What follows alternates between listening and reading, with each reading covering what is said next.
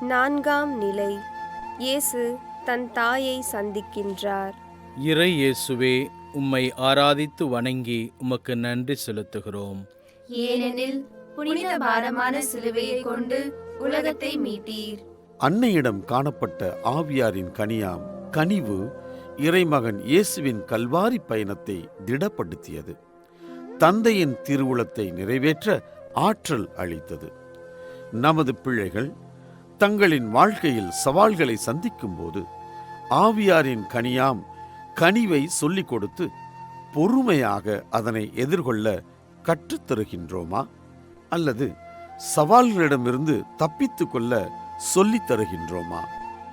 மன்றாடுவோம்.